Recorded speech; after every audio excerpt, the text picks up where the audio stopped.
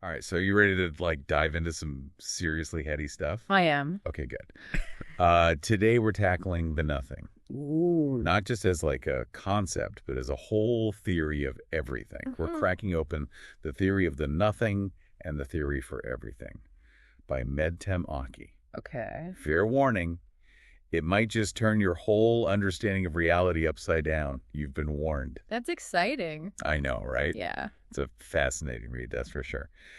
Um, so Yeah. it starts by asking a pretty wild question. Okay. What if we stripped away literally everything in the universe? Yeah.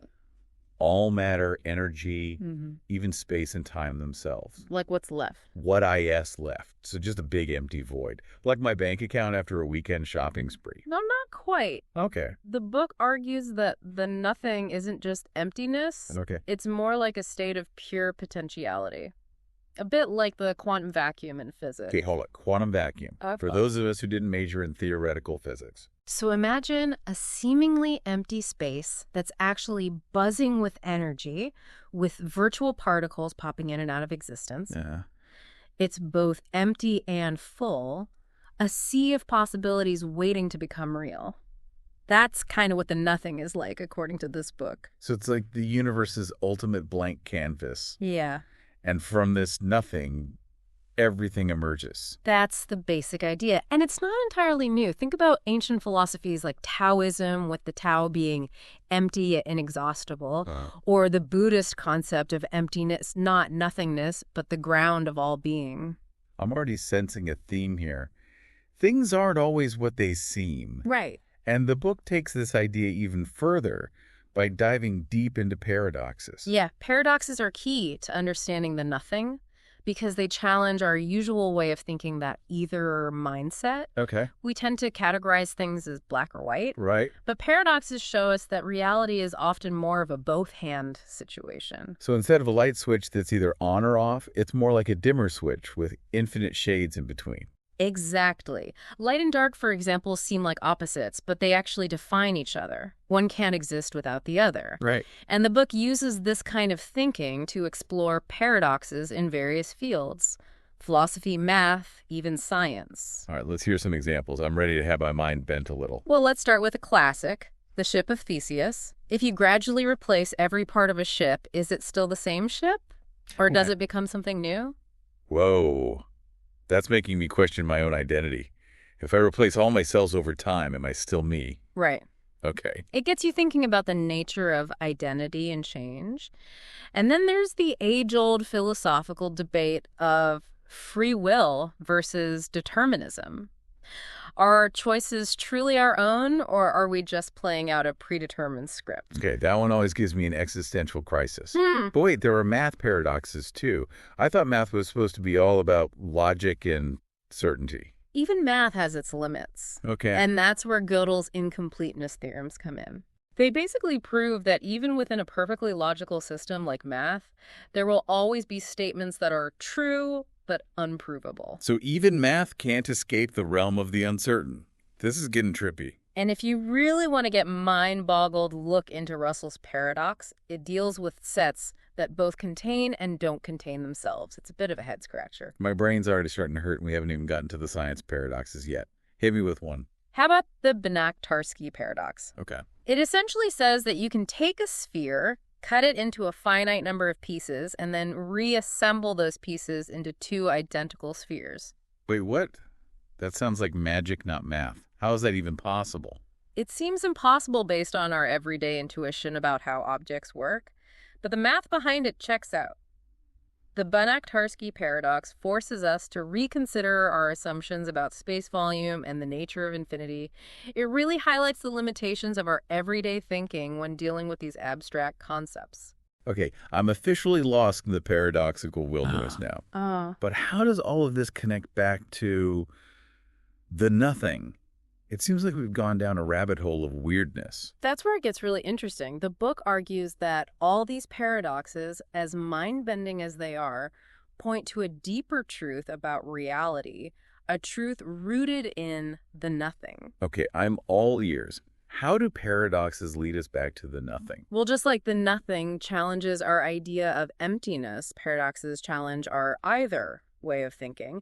They show us that reality is often more complex, more nuanced, more paradoxical than we tend to assume. So it's like the nothing is the ultimate paradox itself, the source from which all these other paradoxes spring. You could say that. And the book suggests that embracing this paradoxical nature of reality, this both-hand thinking, can actually have profound implications for our lives. I mean, beyond just giving us a headache. Exactly. The book argues that understanding and embracing the nothing and the paradoxes it reveals can boost our creativity, enhance our problem-solving abilities, and even lead to greater personal growth. Now, that's something I can get behind. So how does this whole embracing paradox thing work in practice? Give me some real-world examples. Let's take the idea of emptiness and fullness, something we touched on earlier. We tend to see them as opposites, but they actually define each other. Think of a cup. It's only useful because it's empty, right? And a full cup is only full because it has boundaries, a defined space. Never thought of it that way. So the emptiness is just as important as the fullness. Absolutely. They coexist, each giving meaning to the other. And this applies to so many aspects of life. Take creativity, for example. You need both structure and freedom, both knowledge and a willingness to break the rules to truly innovate. So it's like too much structure and you stifle the creative flow, but too much freedom and you end up with chaos. That's the balance you need to strike. And recognizing this paradoxical interplay can help you approach creative challenges in a more productive way. Okay, that makes sense. What about problem solving? How does the nothing help us with that? Well, often when we face a problem, we get stuck in that either thinking. We see only two options, and if neither of them seems to work, we feel stuck. But by embracing a more paradoxical view, we open ourselves up to new possibilities. We start to see that maybe there's a both-hand solution, a way to integrate seemingly opposite ideas. Can you give me a concrete example? I'm a bit of a concrete thinker, you see. Imagine you're leading a team, and there's a conflict between two members who have very different approaches to a project. One is very detail-oriented, the other is more big-picture focused. Ah, the classic clash of personalities. Yeah. So they're done that. Instead of seeing this as an either-or situation where one approach is right and the other is wrong, you could try to find a way to integrate their strengths. Maybe the detail-oriented person can help ensure accuracy, while the big-picture person can keep everyone focused on the overall goals. So it's about finding the synergy between their seemingly opposite approaches. Exactly. And Yeah. that's where embracing paradox can be so powerful. It helps you move beyond those limiting binaries and see the potential in combining seemingly opposite ideas. This is really making me think differently about how I approach problems. Instead of getting stuck in the weeds, I need to step back and look for those both-hand solutions. That's the spirit. And this applies to personal growth as well. The book talks about how the nothing can help us embrace a more fluid, evolving sense of self. Okay. I'm intrigued. How does the nothing tie into personal growth? Well, we often get caught up in rigid self-definitions. We label ourselves as this or that, and those labels can become limiting. But if we embrace the paradoxical nature of reality, we can start to see ourselves as more multifaceted, more complex, more in flux. So instead of saying, I am this, it's more about, I am becoming. Exactly. And that can be incredibly freeing. It allows for growth, for change, for the possibility of becoming something more than we currently are. I'm starting to see how the nothing isn't just some abstract philosophical concept. It's a way of thinking, a lens through which we can view the world and ourselves in a whole new way. That's a great way to put it. It's about shifting our perspective, expanding our awareness, and embracing the paradoxical nature of reality. But wait, if reality is ultimately built on the nothing and paradoxes are everywhere, does that mean anything is possible? Like, could we literally teleport or bend spoons with our minds? Well, now you're venturing into the realm of speculation. While the book doesn't explicitly endorse those kinds of claims, it does raise some interesting questions about the nature of possibility. Okay, lay it on me. What kind of questions? If reality is truly as paradoxical as the book suggests, then maybe what we perceive as impossible is simply a limitation of our current understanding. Maybe there are aspects of reality, hidden potentials that we haven't even begun to grasp. So, like, magic could be real, but we just haven't figured out the science behind it yet. Who knows? But I think the point is to remain open to the possibility that there's much more to reality than meets the eye. I like that. It keeps things interesting.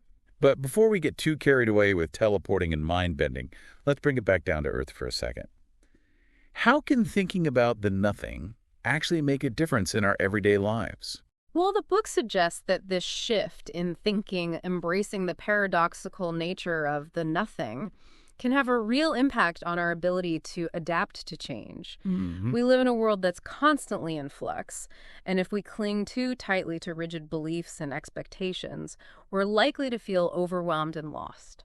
So it's like the nothing teaches us to go with the flow, to be more comfortable with uncertainty. Precisely. It encourages us to see change not as a threat, but as an inherent part of reality, an opportunity for growth and evolution. Okay. Just like the quantum vacuum where particles constantly pop in and out of existence, life is a dance of creation and destruction, of coming together and falling apart. I'm starting to get a real Zen master vibe from the nothing here. It's all about accepting what is letting go of control and riding the waves of change. There's definitely a parallel there. And another key point the book makes is that understanding the nothing can foster a deeper sense of compassion and interconnectedness. Now, how does the nothing lead to more compassion? It seems like a pretty abstract concept to connect with something as human as empathy. Well, if we accept that reality is fundamentally paradoxical, that everything is interconnected, and that even seemingly separate entities arise from this underlying nothing, then the lines between self and other start to blur. It's like that image of a spider web. Each strand seems separate, but they're all connected, part of a larger whole. Exactly. When we recognize this interconnectedness, it becomes harder to see others as truly separate from ourselves. Their joys and sorrows become our joys and sorrows. Their struggles become our struggles. So the nothing, in a way, dissolves the illusion of separateness and reminds us that we're all in this cosmic dance together. That's a beautiful way to put it. And that realization can be a powerful catalyst for compassion and empathy. It allows us to see beyond our individual differences and recognize our shared humanity. Yeah. Wow, this has been quite the deep dive. We've explored paradoxes, quantum vacuums, ancient philosophies, and even touched on the possibility of magic. But for someone who's maybe just dipping their toes into this whole the nothing concept, what's the key takeaway? What's the one thing you'd want them to remember? I'd say this. Don't be afraid to question your assumptions. Don't be afraid to embrace paradox. Don't be afraid to explore the unknown. The nothing isn't about finding definitive answers. It's about opening ourselves up to new ways of seeing the world and ourselves. It's like that saying, the only true wisdom is in knowing you know nothing. Exactly. It's in that space of not knowing, of embracing uncertainty and paradox, that true learning and growth can occur. Well, I don't know about you, but my brain is feeling a bit stretched in a good way. This deep dive into the nothing has definitely given me a lot to ponder. It's like we've taken a journey to the edge of reality and back, and I'm seeing the world with fresh eyes.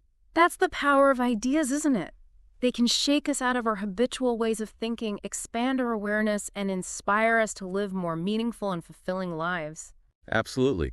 So to all our listeners out there, we encourage you to pick up The Theory of the Nothing and The Theory for Everything if you're intrigued. And even if you don't keep questioning, keep exploring and keep embracing the paradoxical mystery of existence. Beautifully said. It's in that spirit of curiosity and open-mindedness that we can truly begin to understand the profound implications of the nothing. And on that note, we'll leave you to contemplate the mysteries of the universe.